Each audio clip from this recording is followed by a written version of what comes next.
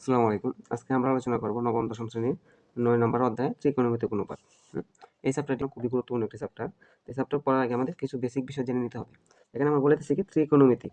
তো ত্রিকোণ বলতে আমরা কি বুঝি? ত্রিভুজ, ত্রিকোণ হচ্ছে ত্রিভুজ এবং ত্রিভুজের অনুপাতগুলো আমরা এই ত্রিকোণমিতিক অনুপাত কয়টা? ত্রিকোণমিতিক অনুপাত হচ্ছে ৬টা। sin theta, cos theta, tan theta, cot theta, sec theta এবং cosec থিটা। এই ৬টা অনুপাত। এগুলো হচ্ছে ত্রিকোণমিতিক অনুপাত এবং এই যে টিটা, এই টিটাকে বলা হয় সূক্ষ্মকোণ। প্রতিটা হচ্ছে টিটা হচ্ছে সূক্ষ্মকোণ। তো সূক্ষ্মকোণ কার সূক্ষ্মকোণ? ত্রিভুজের সূক্ষ্মকোণ। তাহলে এই সাইন টিটা আবার কোসেক টিটার বিপরীত বা সাইন টিটা সমান আমি 1/কোসেক টিটা লিখতে পারি। cos টিটা সমান 1/sec টিটা। tan টিটা সমান 1/cot টিটা। cot টিটা সমান 1/tan টিটা। sec টিটা সমান 1/cos টিটা এবং কোসেক টিটা সমান 1/sin টিটা।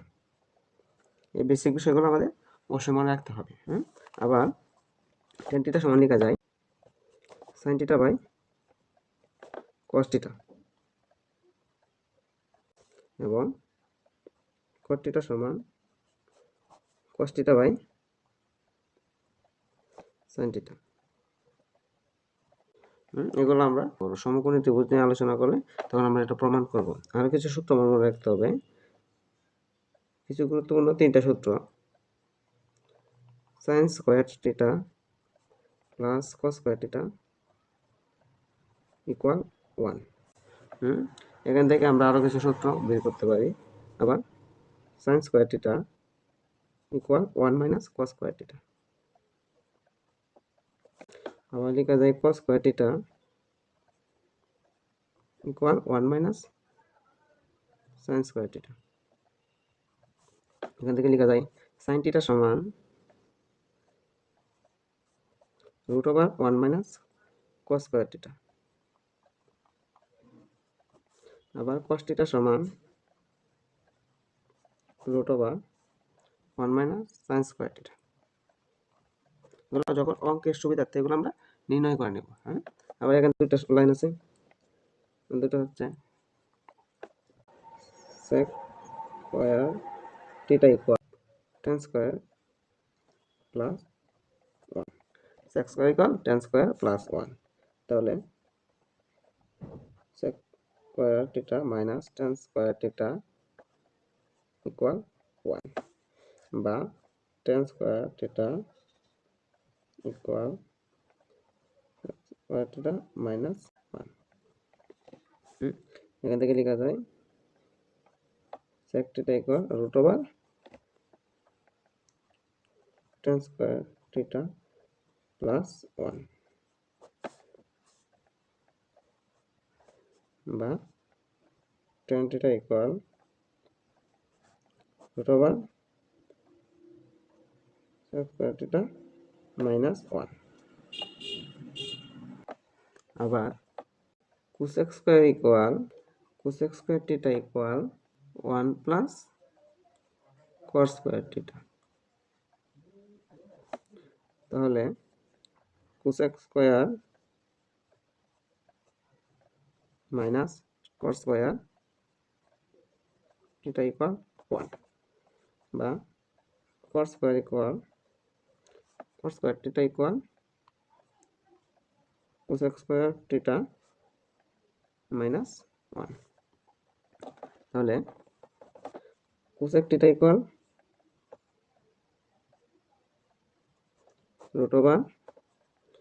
√1 প্লাস cos স্কয়ার এবং cot থিটা ইকুয়াল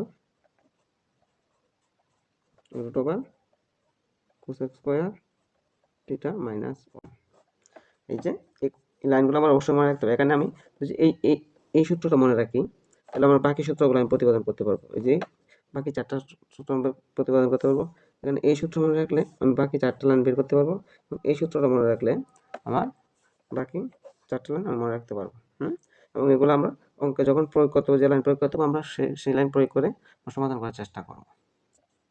ত্রিভুজের বাহুর সাথে ত্রিকোণমিতিক অনুপাতের সম্পর্ক আমরা এখন শিখব। তাহলে প্রথমে আমরা লিখবো sin থিটা। থিটা হচ্ছে সূক্ষ্মকোণ। সমকোণী ত্রিভুজটা দেখি। সমকোণী ত্রিভুজ হচ্ছে যে ত্রিভুজের একটি কোণ সমকোণ, একটি কোণ সমকোণ, এটা হচ্ছে সমকোণী ত্রিভুজ। তাহলে আমি এখানে একটা সমকোণী ত্রিভুজ দিলাম এ বি সি। এই ত্রিভুজের বি কোণ হচ্ছে সমকোণ এবং এই যে এই সি কোণ হচ্ছে আমার থিটা। সি কে আমি প্রকাশ করলাম, এই কোণকে প্রকাশ করলাম থিটা। এবং এ বি হচ্ছে আমার যদি এই যে সমকোণ, সমকোণের বিপরীত বাহু হচ্ছে আমার অতিভুজ এবং এটা হচ্ছে সূক্ষ্মকোণ। সূক্ষ্মকোণকে আমি থিটা দ্বারা প্রকাশ করলাম, এটাও সূক্ষ্মকোণ। এটা হচ্ছে সূক্ষ্মকোণ, সূক্ষ্মকোণ হচ্ছে থিটা। এই থিটা কোণের বিপরীত বাহু হচ্ছে লম্ব, সমকোণের বিপরীত বাহু হচ্ছে অতিভুজ। তাহলে এই যে আমার এখানে লম্ব কি, লম্বকে আবার বলা যায় বিপরীত বাহু। লম্ব হচ্ছে এ বি, এই ত্রিভুজের লম্ব এ বি এবং এই যে বি সি এটা হচ্ছে ভূমি বরাবর বা এটাকে বলা হয় সন্নিহিত বাহু বা ভূমি এবং এসি হচ্ছে অতিভুজ। তাহলে আমার এই ত্রিভুজের টিটা হচ্ছে সূক্ষ্মকোণ। তো আমরা অনুপাতগুলো সবসময় সূক্ষ্মকোণের জন্য লিখি। তো সাইন টিটা হচ্ছে লম্ব বাই ভূমি, লম্ব বা বিপরীত বাহু হচ্ছে আমি এখানে আমরা সবাই লম্ব জেনে অভ্যস্ত, লম্ব বাই অতিভুজ, লম্ব বাই অতিভুজ এটা হচ্ছে সাইন টিটা। তাহলে লম্ব এ বি এবং অতিভুজ হচ্ছে এসি।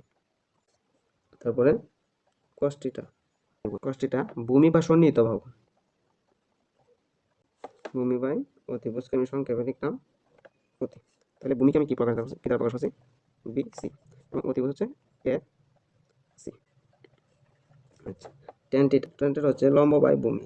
তো লম্ব আমার কি এ বি এবং ভূমি হচ্ছে বি সি এবং বাকি অনুপাতগুলো হচ্ছে এই যে তিনটা লিখলাম ওই তিনটার বিপরীত। যেমন সাইনের বিপরীত হচ্ছে কোসেক, সাইনের বিপরীত কোসেক টিটা। তাহলে সাইনের বিপরীত আমি লিখতে পারি কোসেক টিটা। তো কোসেক টিটা মান হবে সাইনের বিপরীত A C by A B এবং কজের বিপরীত হচ্ছে সেক টিটা। তাহলে সেক হচ্ছে কজ টিটার বিপরীত হচ্ছে A C by B C এবং ট্যানের বিপরীত হচ্ছে কট টিটা। ট্যানের বিপরীত হচ্ছে তাহলে B C by A B. আমি আগে বলে রাখছি এখানে টিটা হচ্ছে সূক্ষ্মকোণে, সূক্ষ্মকোণের বিপরীত বাহু আমার হচ্ছে লম্ব এবং সমকোণের বিপরীত হচ্ছে অতিভুজ। আমার অঙ্কে তো টিটা দেওয়া থাকে, আমার ধরে নিতে হবে এটার বিপরীত হচ্ছে লম্ব। আচ্ছা, এখানে আমি এই ত্রিভুজে এখানে টিটা দিলাম। বাকি কোণ বা অন্য কোণটাতে যে টিটা বা আলফা, এখানে টিটা আলফা গামা পাই যে কোনো দ্বারা প্রকাশ করতে পারে। সূক্ষ্মকোণকে টিটা আলফা গামা পাই দ্বারা প্রকাশ করা যায়। তাহলে আমার এখানে টিটা কোণ না দিয়ে যদি এখানে যেমন এই ত্রিভুজটা দেখো, এই ত্রিভুজে আমি এখানে দিয়েছি সূক্ষ্মকোণ, এখানে সূক্ষ্মকোণ আমি ধরছি।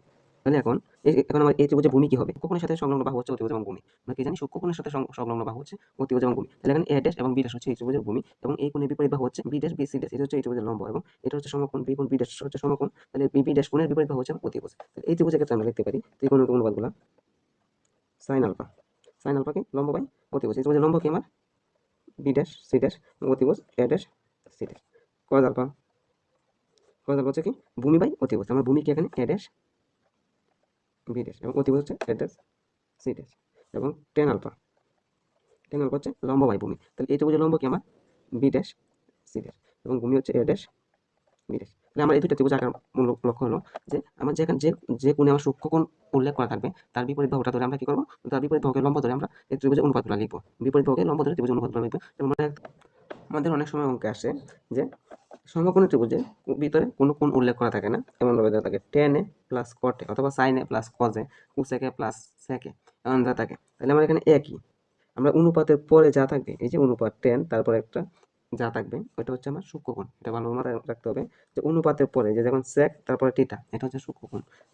টেন তারপর টিটা এটা হচ্ছে সূক্ষ্মকোণ। তাহলে এই যে এখানে এ আছে এটা হচ্ছে সূক্ষ্মকোণ, এখানে এ না থেকে সিও থাকতে পারতো টেন সি, তখন এটা আমার এই যে সিটা কি হবে, সি হবে সূক্ষ্মকোণ। এই সূক্ষ্মকোণের বিপরীত বাহুকে লম্ব ধরে আমরা বাকি অনুপাতগুলো লিখব। সূক্ষ্মকোণ সংলগ্ন বাহু হচ্ছে ভূমি এবং অতিভুজ, এটা মনে রাখতে হবে। সূক্ষ্মকোণ সংলগ্ন বাহু হচ্ছে আমার ভূমি এবং অতিভুজ। যেমন আমি যদি এখানে সি লিখি টেন সি, তাহলে টেন সমান কি জানি লম্ব বাই ভূমি। তাহলে এখন আমার লম্ব হচ্ছে এ বি এবং ভূমি হচ্ছে বি সি এবং সূক্ষ্মকোণ সংলগ্ন ভূমি, সূক্ষ্মকোণ সংলগ্ন বাহুগুলো হচ্ছে ভূমি এবং অতিভুজ, তার বিপরীত বাহু হচ্ছে লম্ব। তাহলে আজকে যে সূত্রগুলো লিখলাম এই সূত্রগুলো অবশ্যই আমাদের ভালোভাবে জানা থাকতে হবে, তাহলে আমাদের ত্রিকোণমিতিক অঙ্ক করতে খুব সহজ হবে। আরেকটা বিষয় হলো এই টেন টিটা সমান সাইন টিটা বাই কস টিটা, এটা কেমন হলো এটা আমরা দেখি এখন। যে আমরা সাইন টিটার মান কি জানি, ধরো এই ত্রিভুজে এটা টিটা, তাহলে এই ত্রিভুজের ক্ষেত্রে সাইন টিটা কি লিখবো, লম্ব বাই অতিভুজ এ বি বাই এসি এবং কস টিটা কি লিখবো, কস টিটা লিখবো ভূমি বাই অতিভুজ বিসি বাই এসি। এখন আমি যদি এই সাইন টিটাকে কস টিটা দ্বারা ভাগ করি,